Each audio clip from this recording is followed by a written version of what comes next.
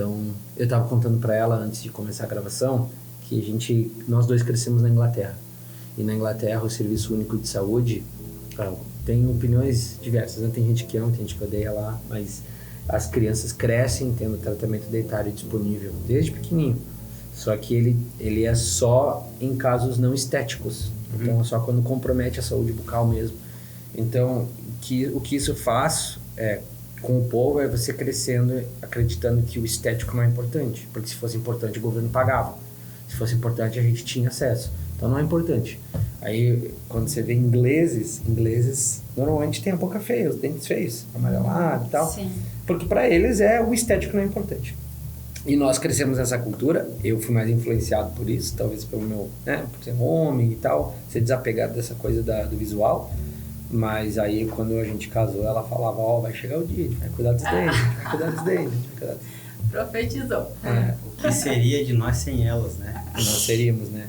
Não tem como. Acho que o homem tem essa tendência de procrastinar, principalmente coisas de saúde, né? Vai empurrando com a barriga. Até que não tem como procrastinar mais, aí o bicho pega. E aí tem elas pra pegar e colocar a gente no bom caminho, né? Pra nos ajudar.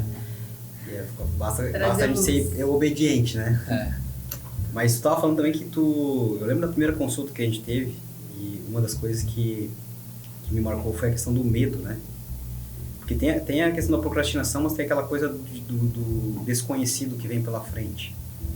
E aí uma das coisas que te levava a não buscar o tratamento será que vai doer? Será que vai ser assim? Vai ser assado? Eu tive uma experiência com médico, dentista, quando eu tinha uns 12, 13 anos.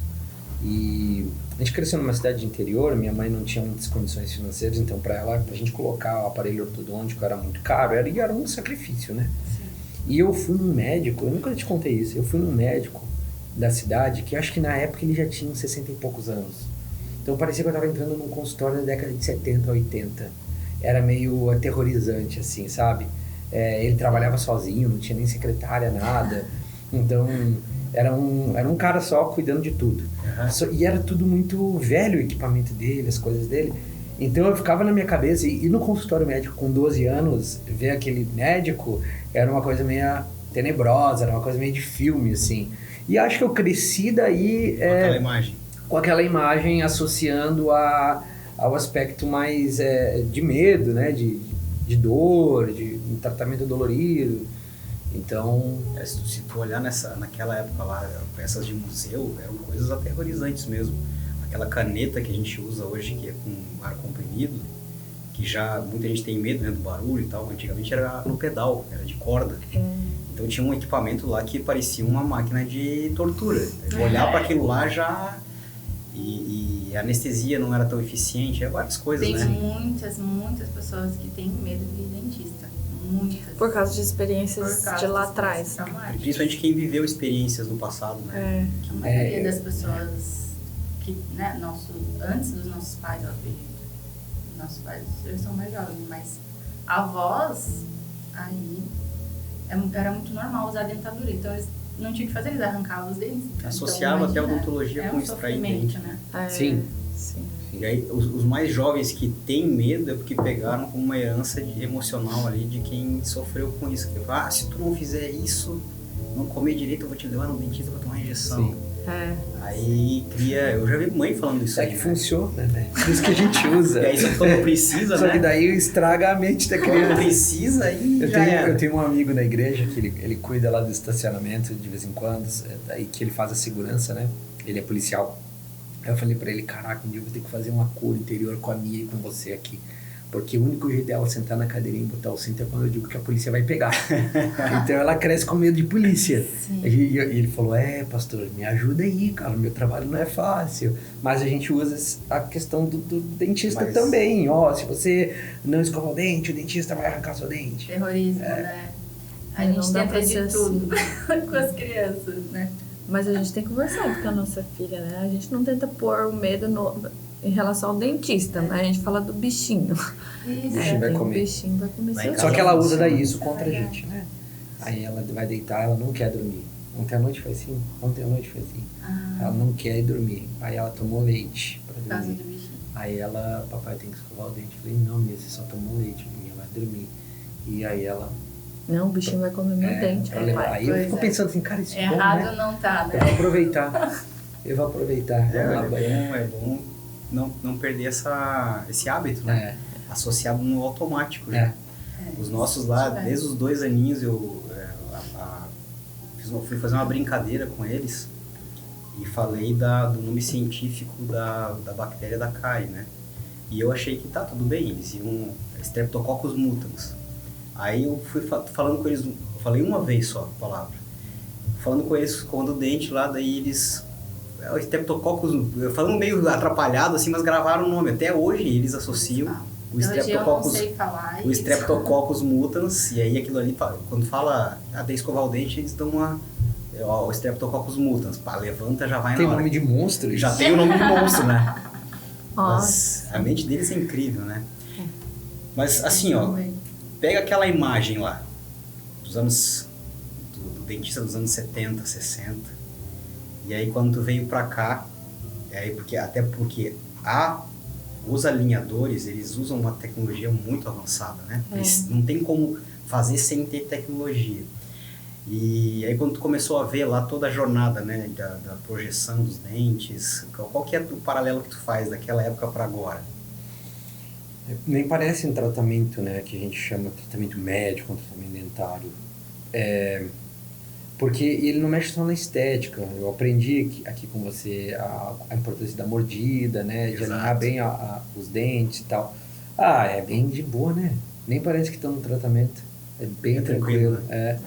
Eu troco as placas e nos primeiros 2 dias dá uma dorzinha no dente porque ele tá sentando, né? Tá ajustando. E depois vai... Eu sou uma pessoa bem disciplinada das coisas que eu faço. Então, meu tratamento foi de boa porque eu uso bastante, assim. Eu fico... Tá usando agora? Não, porque você disse para usar só à noite. Então, eu tô obedecendo o meu médico. Mas isso é legal até porque, assim, ó, vocês trabalham com o público, né? Sim. Canto, com pregação. E aí, como é que foi a rotina nessa... Pra você foi bem tranquilo. Pra mim foi tranquilo. Eu tirei de letra, preguei tranquilo, falando em público tranquilo com a plaquinha. Não tirava. Só botei... Muitas vezes enrolei em papel de guardanapo. Eu esqueci a caixinha em casa. Mas foi pro lixo? Não. Eu nunca perdi. Ela já perdeu. Eu nunca perdi. Mas eu sempre achei. Os garçons tinham trabalho com ela. Ia num restaurante, num café, alguma coisa, e eu ligava desesperado. É isso que a gente fala pra não colocar. Não tem problema colocar. Eu sempre vou pro bolso. O problema é que ele não lembra depois. E o garçom vai, primeira coisa é pega a massa ali já.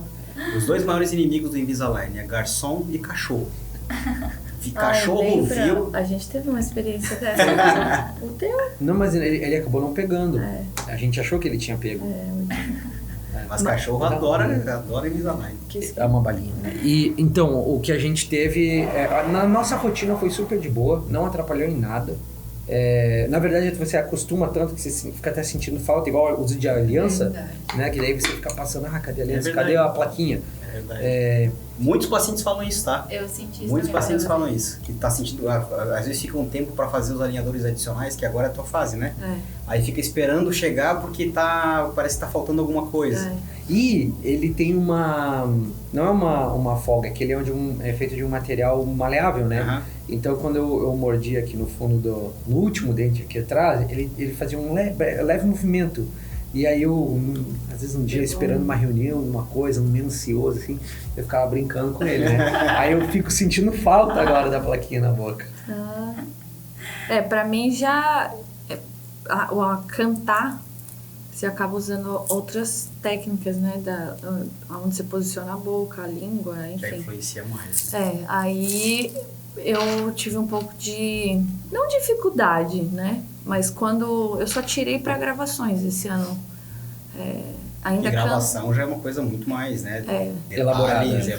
Mas para cantar em geral, não, né? Para cantar em geral eu consegui aprender porque acho que você vai aprendendo até onde você pode ir. Então eu aprendi ir nos cultos ou em apresentações, era tranquilo. Mas aí quando era gravação, daí a gente tem que...